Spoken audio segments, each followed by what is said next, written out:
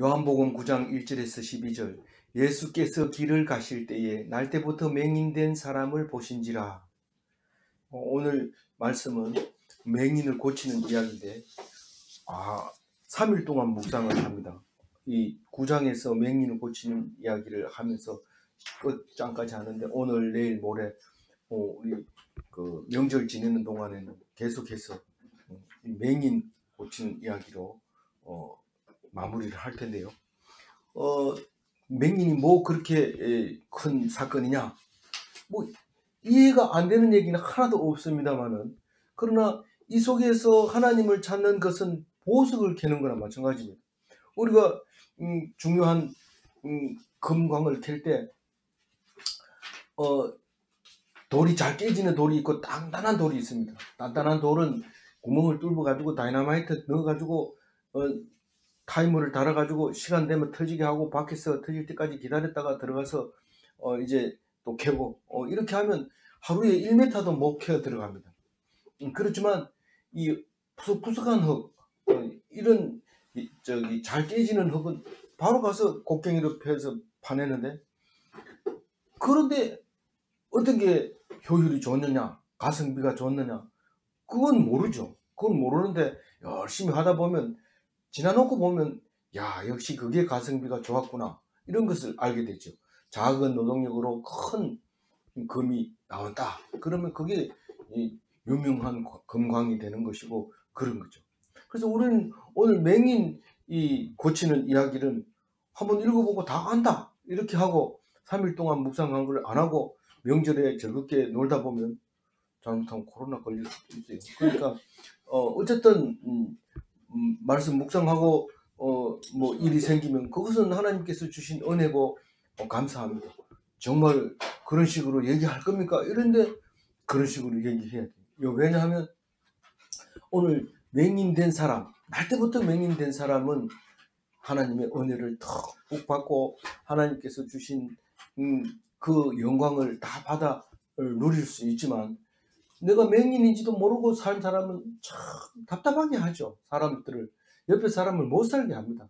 나 죽어버릴 거야, 나는 그냥 두지 않을 거야, 뭐 계속. 그런데 옆에 있으면 피곤한데, 오늘 그 얘기를 하고 있는 겁니다. 오늘 정말 맹인이 누군지, 그리고 어떻게 됐는지를 얘기하는데, 한 절 한 절 읽어도 참 은혜가 되지만, 우리는 혼자 읽으면 이게 뭐 맹인 고쳤구나, 그랬구나, 뭐 이런데 아무 재미없는 말입니다. 그러니까 한 사람이 태어났다가 잘 먹고 잘 살다가 그래 죽었다, 그런 얘기인데, 어떤 사람은 그 사람의 그런 이야기가 아무것도 아닌 그 평범한 이야기가 가슴을 치고 놀란 일로 바뀌어버렸을 때 하나님의 은혜가 넘치는데, 오늘 그런 은혜를 좀 느껴보시기 바랍니다. 그런 은혜로 풍성하게 되기를 바랍니다. 오늘 이 9장 말씀하기 전에는 예수님이 아브라함보다 더 크다, 창세 전부터 있었다, 아브라함은 수천 년 전에 있었지만 나는 창세 때부터 있었다, 그렇게 얘기하면서 아브라함이 내가 태어나는 것을 멀리서 보고 기뻐하면서 돌아가셨다. 이제 너희들은 모르지만 내가 이제 하늘나라로 갈 때 그 무덤이 열리고 믿던 사람들이 다 하늘로 올라간다, 이런 얘기를 했어요, 어제. 그러니까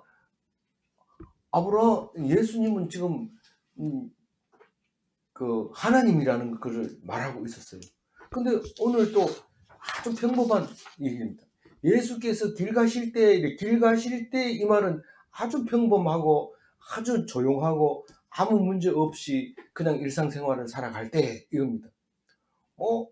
설날일 때 설에 고향 가고, 또 저녁 때가 되니까 밥 먹고, 친구 만날 때 친구 만나고, 이런 얘기를 하고 있는 거예요. 아무 문제 없어요. 길 가실 때 이 말은 일상생활 속에서 날 때부터 맹인된 사람을 보신지라. 이게 무슨 성경이 나올 일이 있습니까? 어떤 부흥 강사가 어떤 시골에 아가씨가 한 명 있었습니다, 아멘 이러는데, 있습니까? 이래요. 예. 뭐 그런데 이 도대체 이 사람들이 미쳤나?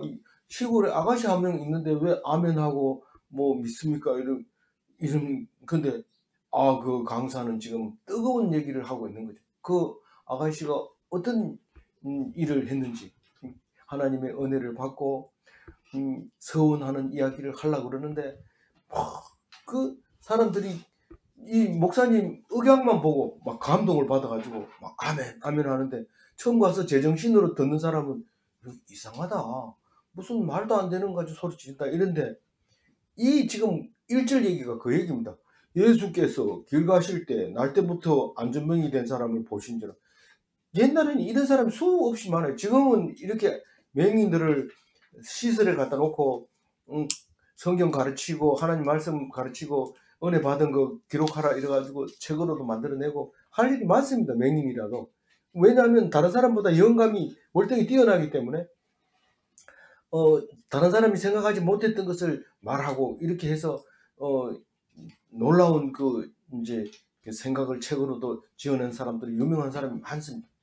어쨌든 그런데 우리는 보통 일반적으로 맹인 이러면 이 뒤에도 나오지만 그림 얻어먹고 사는 건데, 주면 먹고 안 먹으면 안 주면 굶은 그런 맹인인데, 우리가 아무리 이 많은 사람들이 적선을 한다 하더라도 맹인은 늘 배고픕니다. 힘들고 어렵고 줘도 모자라고 뭐 가끔 가다 한때는 남는 수도 있긴 있지만 그거는 굶는 수를 따져보면 숫자가 얼마 안 되죠. 그래서 굉장히 힘들게 사는데 우리는 그건 일상생활로 보는 겁니다. 가난한 사람은 나라님도 어떻게 할 수 없다 이렇게 얘기하면서 가난한 사람은 다 눈에 보이기 때문에 신경을 안 쓰는 거죠. 그런 상황입니다. 1절에 2절 읽어봅니다.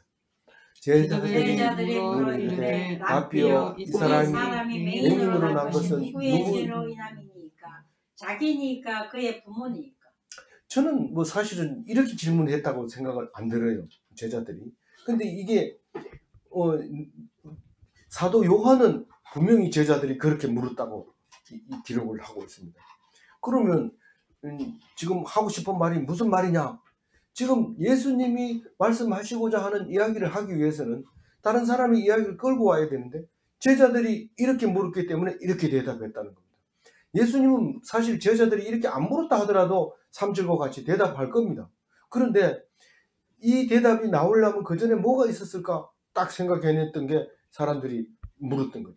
그럼 다시 말해서 제자들이 생각하고 지금 우리의 생각하고 똑같아요. 다시 말해서 제자들이 장애인에 대한 세계관을 우리는 사고방식, 뭐 다른 말로 표현할 수도 있는데 제일 가까운 말이 사고방식인데, 이 장애인을 보는 세계관은 어떤 것인가, 그걸 우리에게 적나라하게 보여주는 거죠. 우리는 지금도 여전합니다. 무슨 일이 잘 안 되면 하나님 내가 무슨 죄를 졌다고 이렇게 어렵게 합니까 이러는데, 무슨 하나님을 뭐 벌 주는 사람 이런 사람 하나님으로 오해하고 있는 거죠. 그러면서 통곡을 하고 옵니다. 내가 왜 이렇게 남들은 괜찮은데 나만 이렇게 장애를 입어야 됩니까? 내가 무슨 죄를 졌습니까? 이러고 막 따지는데, 진짜 오래오래 따지면 하나님이 대답해줘요. 그냥 그러면은 그냥 나버려도 쟤 저러다가 이제 지 풀어주고. 그런데 딱 붙잡고 앉아가 벽을 보고 소리 지르고 울면은 답을 딱 주는데, 갑자기 막 일어나가지고 명랑한 얼굴로, 밝은 얼굴로 막 이렇게 친절하게 이야기를 하고, 문제 있으면 말아 내가 다 해결해 줄게, 거꾸로 돼버린 거예요. 거꾸로 이 장애인이 그렇게 될 수 있어요. 근데 그거를 지금 오늘 우리에게 말하고 있는 거예요. 이 뭡니까? 제자들은 이 사람 왜 맹인 됐어요? 이렇게 묻는 게 아니고 누구 죄로 인한 거냐고 물어보잖아요. 아예 죄 때문에 그렇다는 것을 고정관념으로 집어넣었다는 거예요. 이 제자들은 누굽니까? 이 12제자가 전부가 유대인이었던 거죠. 유대인이었던 거라서 다 아는 거죠. 뭐를 알아요? 죄 때문에 병이 났다 이렇게 생각하는 거죠. 근데 성경 어디에든지 죄 때문에 병드는 게 없습니다. 물론 이제 그 모세 누나가 모세한테 대들다가 문둥병이 걸리는 경우가 있었죠. 그래서 그것은 잘못에 대한 징계로 이렇게 볼 수는 있었지만, 지금 이거는 지금 그 얘기하는 게 아니고 날 때부터 된 사람, 날 때부터 맹인 된 사람은 그 사람은 뭐 모세 누나처럼 뭐 대들지도 않았을 거고 그러면 아버지의 잘못 때문에 이렇게 됐습니까? 이렇게 묻는 거죠. 그러니까 성경 공부를 안 한 게 아니라 성경 공부를 한 사람들의 질문입니다. 이 세계관이 장애를 인과응보의 결과물로 본 거죠. 장애를. 그러니까 그게 어디에 나와요? 욥기에 그게 나오잖아요. 욥이 어려움을 당할 때 친구들이 와서 잘못했다 해라. 네 잘못한 거 없다 이러니까 잘못하지 않으면 왜 그렇게 아프게 하냐? 하나님이 아프게 할 때는 네가 잘못했기 때문에 그러니까 잘 생각해보고 잘못을 빌면 하나님이 용서해 줄지 모른다. 빌으라. 이랬는데 욥은 끝까지 안 빕니다. 나는 잘못이 없다. 하나님은 잘못 때문에 나를 치신 건 아니다. 그건 뭐냐? 나는 하나님이 이루고자 하는 뜻이 있을 거라고 생각한다. 이렇게 해서 끝까지 그 많은 사람들이 욥기 얼마나 두껍습니까? 그 긴 거 다 읽어보세요. 친구들이 이 친구 저 친구 엘리바스 빌닷 뭐 이렇게 많은데 그 사람들 얘기하는 거 전부 다 안 빠지고 다 기록을 해놓으니까 욥기가 두꺼워지는데 욥기 주석이 이 성경만큼 두꺼운 책들이 나와 있어요. 그게 뭡니까? 그 사람들은 세계관이 하나도 틀림이 없고 우리가 반박할 수 없어요. 그러나 예수님을 딱 가지고 왔을 때 눈이 훤하게 이 앞에 안 보이던 이 불투명한 종이가 투명하게 유리로 보여서 안에 싹 들여다 보여요. 그게 욥기가 그렇게 시원하게 만들어주는 거죠. 그래서 어쨌든 우리가 생각하고 있는 게 하나도 기록이 안 된 게 없어요. 욥기 속에. 우리가 조금 가다가 뭐 얘기하고 싶은 얘기 뭐 상대방을 기분 좋게 한 얘기 그게 욥기에 다 들어있어요. 근데 욥은 끝까지 거기에 동조를 하지 않고 하나님이 하는 거에 대해서만 바라보고 있었는데 결국은 하나님이 마지막에 뭐라고 합니까? 그 사람들이 그렇게 얘기할 수 있도록 네가 이렇게 끝까지 깨달아주고 견뎌준 거에 대해서 크게 인정을 하고 너는 제사장으로서 그 사람들에게 그 사람들을 위해서 제사를 드리는 그런 역할을 하게 하는 게 욥기잖아요.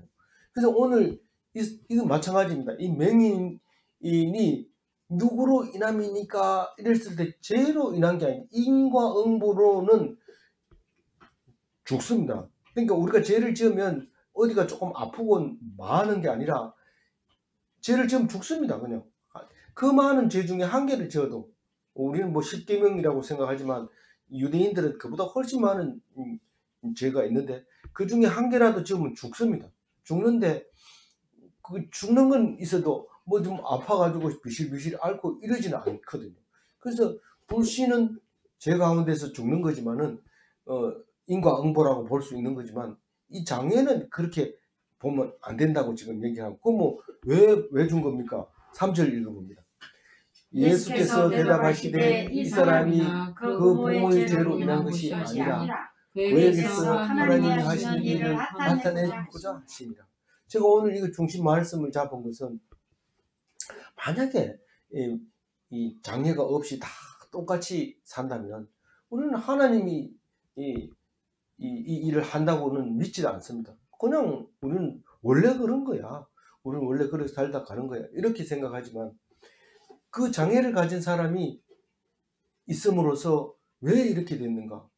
아까도 얘기했지만 벽을 놓고 목숨을 다할 때까지 기도한다면 하나님이 답을 주시는데 그 3절과 같은 결론을 얻을 수 있는 겁니다. 얼마까지 기도해야 됩니까? 그건 모르죠. 사람마다 다 다르지만 또 안 줄 수도 있지만 기도한다고 해서 다 기도하는데 들어준다 해놓고 왜 안 줍니까? 이런데 그건 제 보고 얘기할 게 아니라 그건 뭐 모르죠. 그건 알 수가 없는 거고 반드시 주느냐 뭐 그것도 모르죠. 그러나 이 말씀을 하게 되면은 믿음을 가졌을 때는 준다고 말할 수 있는 거죠. 그래서 이 예수님이 말씀은 죄로 인한 게 아니다. 하나님이 하시는 일을 나타내려고 한다. 그렇기 때문에 뭘로 보면 안 돼요? 외모로 보지 말고 뭘로 봐야 돼요? 공의로 판단해야 돼요. 공의로. 공의가 뭐냐면 하나님의 뜻대로 하느냐, 그게 공의인데 그렇게 하느냐고 말하고 있는 건데, 하나님이 하신다 하는 것을 사역의 표시로 주는 거죠. 우리가 어떤 사람은 공부를 열심히 해서 1등 했어요. 그러니까 1등 한 사람은 자기는 늘 1등 해야 된다고 생각하고 1등은 원래 자기가 잘해서 그렇다고 생각합니다. 그런데 어느 날 갑자기 2등으로 밀리더니 3등으로 밀리더니 뒤로 밀리는데 죽으려고 이제 하는 거죠. 이래가지고 살아가지고 뭐 하냐. 뭐 하기는요. 그보다 못한 사람, 꼴찌는 평생 꼴찌 하는 사람도 있는데 멀쩡히 잘 살고 있는데 뭐 1등 좀 해보니까 자기 거라고 생각하니까 2등 하면 죽을 지경이죠. 그게 그래서 맨날 1등 하지 마라 그러는데 애들이 1등을 합니다. 어쩔 수 없이 1등을 매겨야 되니까 1등 이렇게 주는데 그 아이는 이제 앞으로 힘들어지는 거죠. 1등 하는 아이는.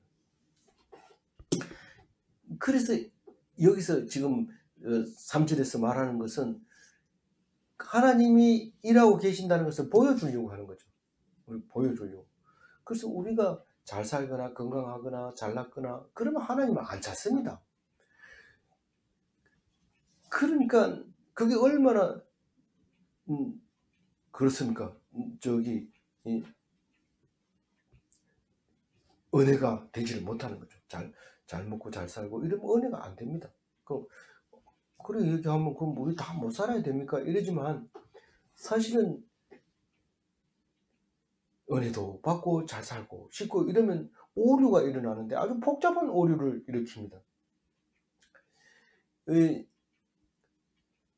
어쨌든 우리에게 보여주려고 보이도록 하시고 보고 나면 봄으로써 그 장애를 봄으로써 하나님이 하셨다는 것을 생각나게 하고 그 말씀으로 일하시는 것을 하나님이 영광 받으시려고 하는 것이라는 거죠.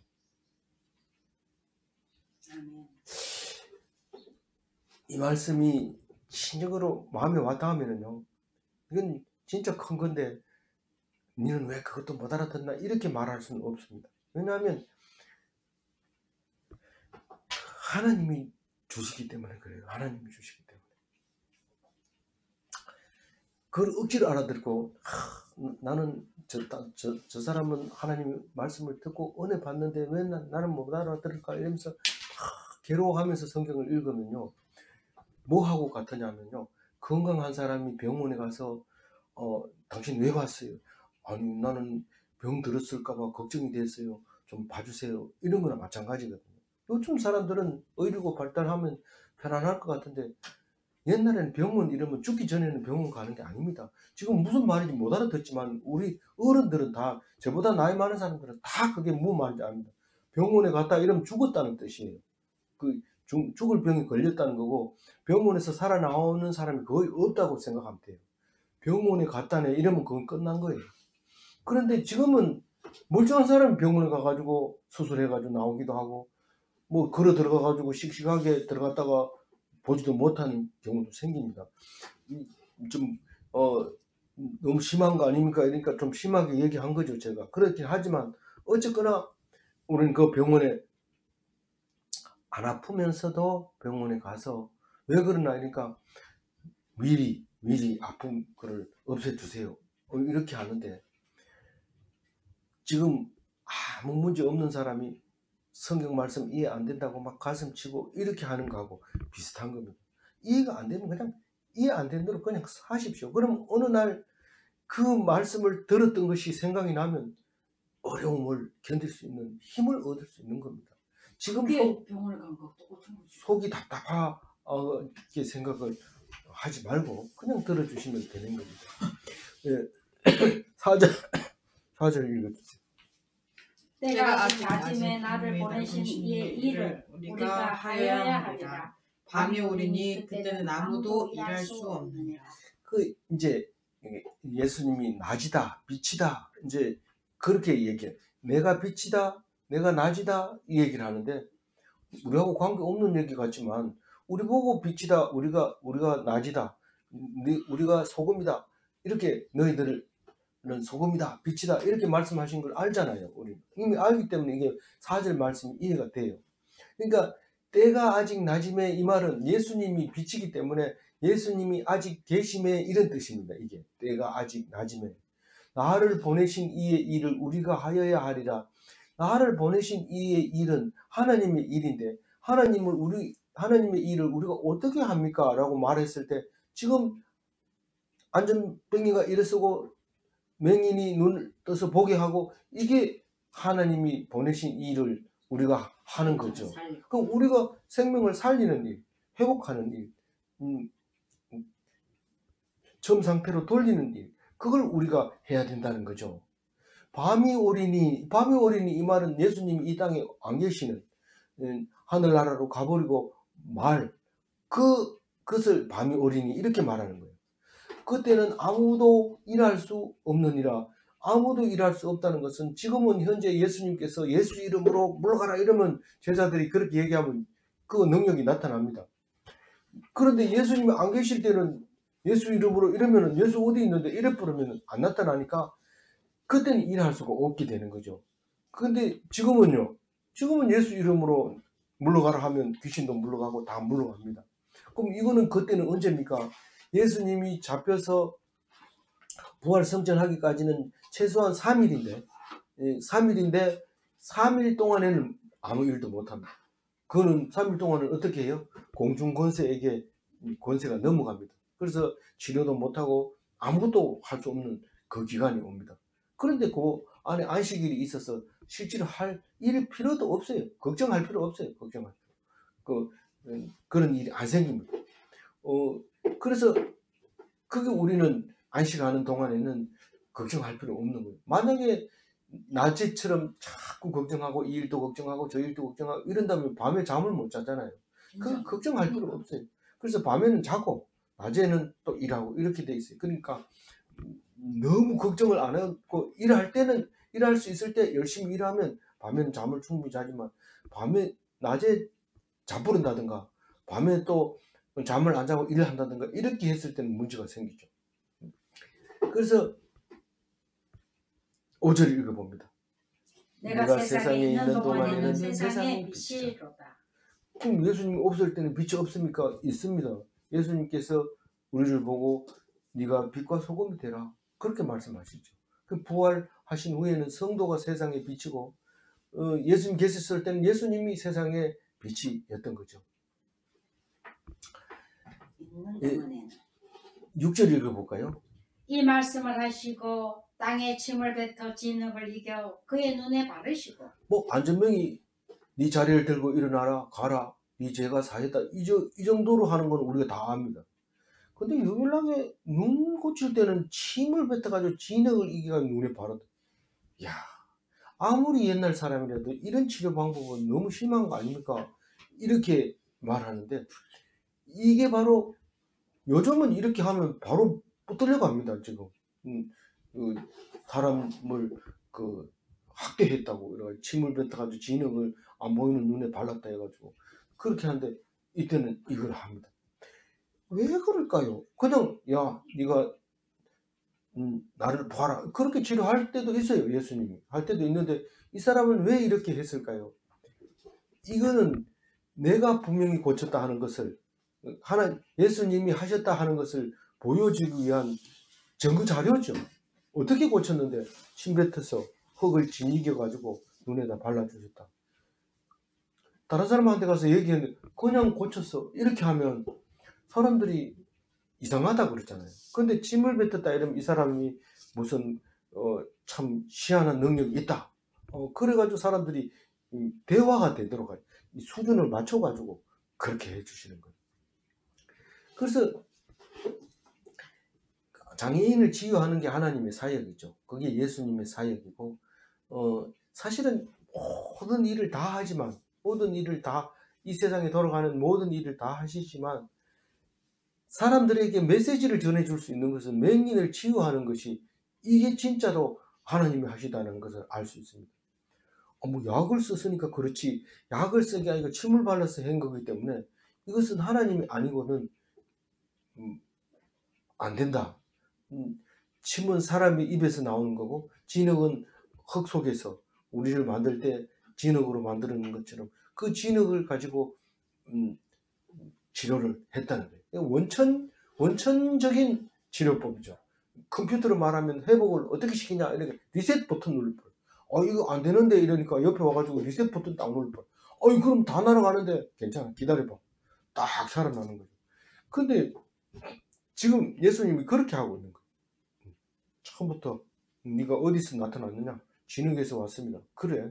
그럼 치료하자. 이렇게 보여주는 거죠. 근데 사실은 알고 봤더니 다른 뜻이 있었어요. 7절 읽어봅니다. 이르시되 실로암 못에 가서 씻으라 하시니 실로암은 번역하면 보냄을 받았다는 뜻이다. 이에 가서 씻고 눈으로 왔더라. 맨 처음에 이 1차 독자들은 히브리 사람들이기 때문에 실로암 이러면 떠오르는 게 보냄을 받았다 이런 뜻이기 때문에 알아듣습니다. 근데 나중에 이걸 읽으면서 이 사람들 모르겠다 이러고 가르치고 설명을 해놓은 거죠.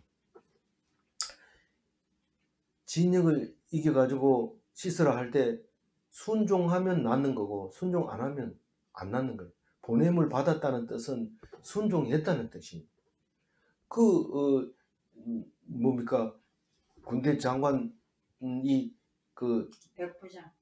나하만 장군이 백부장 말고 나하만이 가서 씻으라 아람 군 장관이죠.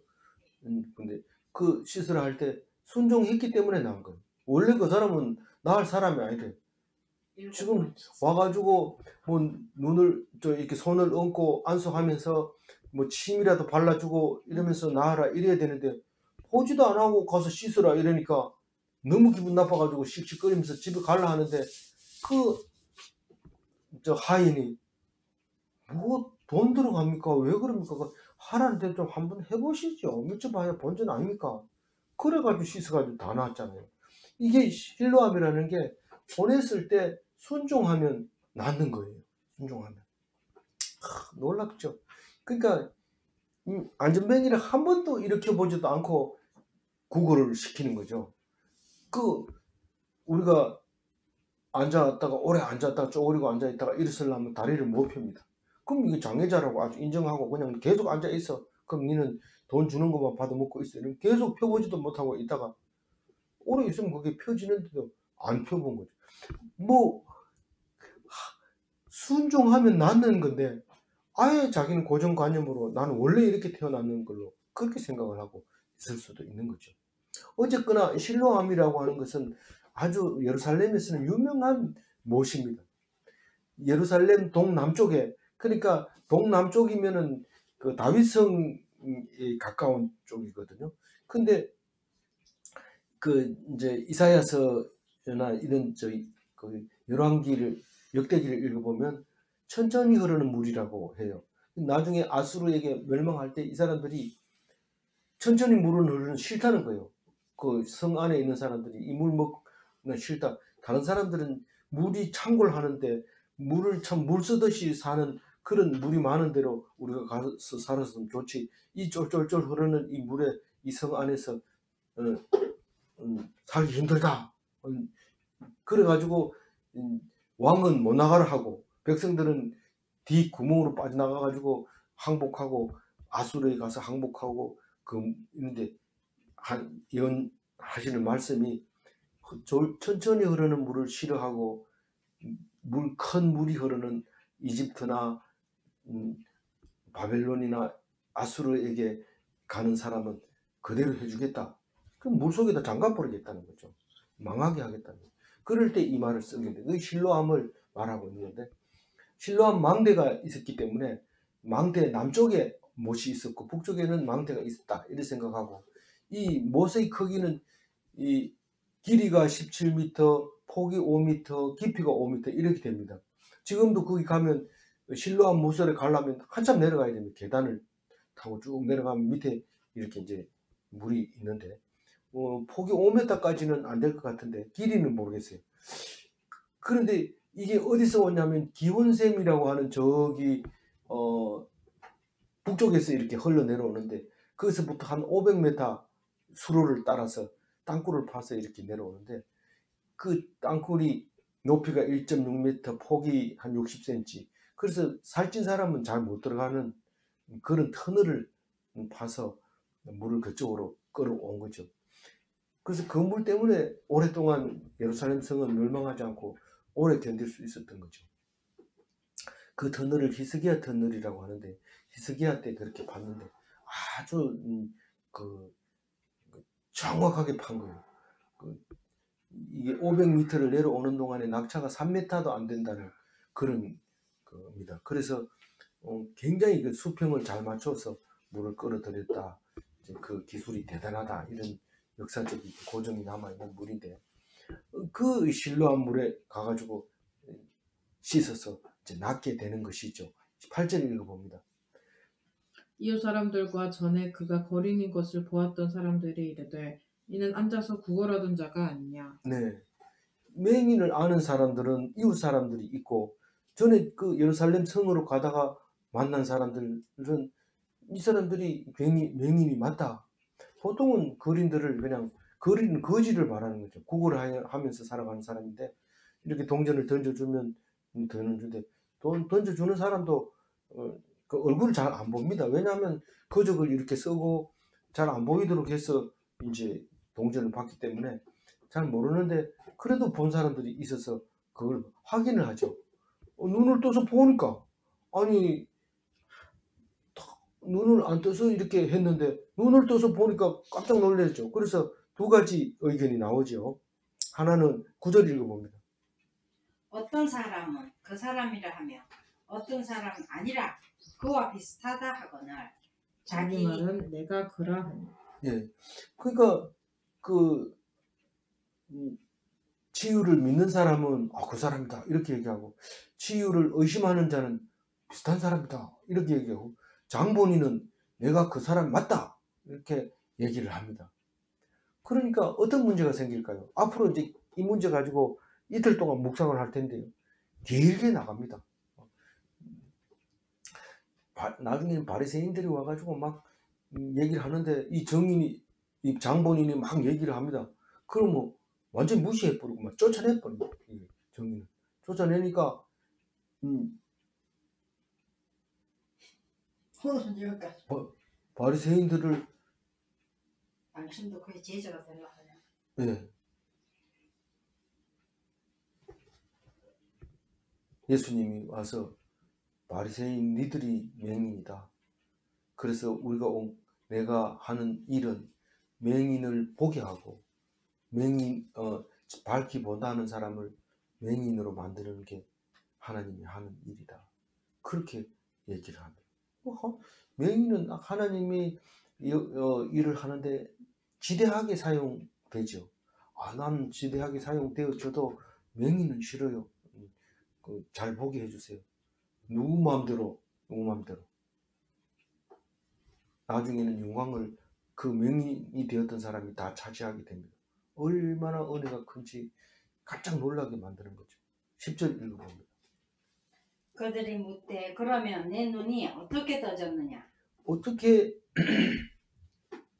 치유를 믿는 사람이든지 의심하는 자든지 장본인이 얘기를 하면 그냥 놔두는 게 아니라 따지는 거예요. 네가 어떻게 그를 눈 떴느냐 이렇게 물어보는 거죠. 그러면 이 말을 하게 하기 위해서 하나님이 사역을 하신 거죠. 이 눈을 어둡게 한 거죠. 어떻게 떠졌느냐? 하나님이 했다. 그 얘기를 말씀을 하려고 이 날 때부터 맹인되게 한 거예요. 날 때부터 하지 말고 며칠 전에 해가지고 고치면 안 되겠습니까? 그러면 믿겠나? 잠시 가가 눈을 안 떴을 뿐이지 다 보는데도 안 떴다 이렇게 얘기할 거 아니냐? 그렇게 날 때부터 그랬다는 거를 가지고 얘기를 해야 조금은 믿을 거 아니냐? 근데 안 믿는 거는 별 얘기 다 해도 안 믿습니다. 죽으라고 해도 안 믿습니다.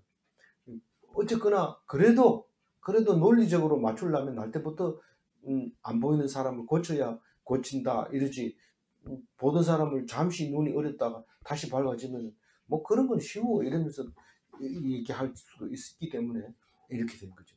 따지니까 11절 대답합니다. 대답하되 예수라 하는 그 사람이 진흙을 이겨 내 눈에 바르고 나더러 실로암에 가서 씻으라 하기에 가서 씻었더니 보게 되었노라. 이 유대인들이 나중에 바리새인들이 막 이렇게 따져 묻는 이유는 뭡니까? 이제는 뭐 요 맹인 가지고 뭐 안식일에 고쳤다 이런 얘기를 안 합니다. 이 안식일 얘기가 안 나오니까 그것 때문에 따지지는 않고 그전에는 뭐 안식일에 고치면 그거 가지고 무릎을 늘어졌는데 이 사람은 누가 고쳤느냐 이 말인데 나중에는 하나님이 고쳤다고 하나님께 영광 돌리라고 막 이러니까 이 장본인이 막 그냥 바리새인들한테 너희들이 지금 왜 그러냐 너희들이 제자 되려고 하냐 막 이러고 이러니까 네가 나를 훈계하느냐 막 이러면서 막 이렇게 혼내주는 이야기가 나오죠. 뒤에 12절 읽어봅니다. 그들이 이르되 그가 어디 있느냐 이르되 알지 못하노라. 이 이름은 예수라는 이름을 알고 있는데 다른 건 모른다는 거예요. 그래서 39절에 가면 이게 이제 9장 39절이죠. 마지막에 가서 결론적으로 뭐라고 얘기하는지 한번 읽어봅니다.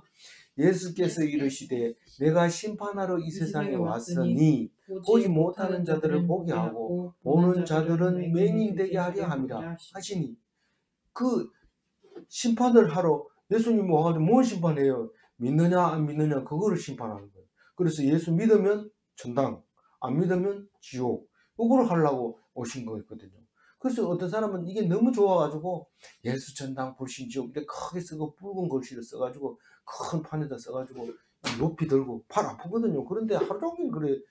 오늘은 3시간은 내가 들고 있을게 3시간은 네가 들고 서 있고 이렇게 돌아가면서 이렇게 서울역 앞에서 들고 있어요. 참 은혜스러운 사람들이라야 되죠. 아무나 할 수 있는 게 아니죠. 그런데 이 마태복음, 누가복음에도 다 나와요. 누가복음 10장 21절 한번 읽어봅니다. 그때에 예수께서 성령으로 기뻐하시며 이르시되 천지의 주제이신 아버지여 이것을 지혜롭고 슬기 있는 자들에게는 숨기시고 어린아이들에게는 나타내심을 감사하나이다. 옳소이다. 이렇게 된 것이 아버지의 뜻이니이다. 아버지의 뜻이 그 뜻이에요. 오히려 지혜 있는 자에게는 숨기고 오히려 어린아이나 이렇게 못 본다고 하고 무시당하는 사람에게는 보여주는 그것을 감사하는 이야기가 이제 공간복음에도 나오는데 참 귀중한 말씀이죠. 근데 자꾸 우리 읽으면 맹인 가지고 무슨 하나님이 일을 하느냐, 맹인 가지고 무슨 하나님이 영광을 돌리느냐 이런데 우리는 가난한 사람, 힘들고 어려운 사람, 낮은 사람, 배고픈 사람 이런 사람에게서 하나님이 역사가 일어나지 배부른 사람, 건강한 사람 한 데서 역사가 안 일어납니다. 오히려 더 거꾸로 일어나게 되죠. 잘하다가 망하는 일이 생기기도 하고 그러겠죠. 그래서 오늘 마지막 절 다시 한번 읽어볼까요? 그들이 이르되 그가 어디 있느냐 이르되 알지 못하노라. 이제 나중에는 이제 이 사람이 알게 됐죠. 왜냐하면 예수님을 만났기 때문에 다시 만나가지고 알게 되는데 어디 있는지 모릅니다. 맨 처음에는 모릅니다. 어떻게 될지. 그러나 점점 가면서 이게 하나님이 하셨구나 하는 것을 알게 되는데 오늘 제가 3절 가지고 정리를 하겠습니다. 3절 한번 읽어봅니다. 예수께서 대답하시되 이 사람이나 그 부모의 죄로 인한 것이 아니니라. 그에게서 하나님이 하시는 일을 나타내고자 하십니다. 불신자는 잘못된 세계관을 가지고 있다. 우리는 신자들은 다 그렇게 얘기합니다. 불신자들은 그걸 모르죠. 그걸 모르지만 신자들은 불신자는 잘못된 세계관을 가지고 있다. 그렇게 말하고 있고 우리는 맹인을 보게 하심으로 하나님의 영광을 봅니다. 이 장애를 안 가지거나 이런 건강하거나 뭐 공부를 잘한다거나 뭐 잘생겼거나 뭐 돈이 많거나 이러면은 하나님을 보기가 힘듭니다. 그러나 어려움 속에서도 어렵지 않은 사람보다 더 큰 하나님의 영광을 보게 될 때 우리는 그게 하나님의 영광이라는 것을 알게 됩니다. 그럼 감동하죠. 아무쪼록 맹인을 통하여 하나님께서 역사하시는 것을 서로 나눠보는 좋은 시간이 되시길 바랍니다. 기도하겠습니다. 하나님 감사합니다. 맹인을 통해서 하나님께서 영광 받으시고 맹인을 통해서 하나님께서 하시는 일을 보여주시고 본다고 하니 그저 죄가 그대로 있는 것처럼 우리가 힘들고 어려울 때 하나님 앞에 내놓으면 그것이 진리에 속하게 되고 공의롭게 판단하게 되고 하나님 뜻에 피동되게 될 때에 그것이 온전한 하나님의 놀라운 사역인 것을 깨닫게 되면 하나님 앞에서 은혜가 되고 행복하게 되고 축복이 되는 것을 믿사오니 오늘도 말씀으로 이기게 하시고 승리하게 하시고 평안하게 하여 주옵소서. 감사하고 우리 주 예수 그리스도 이름으로 기도 올리옵나이다. 아멘.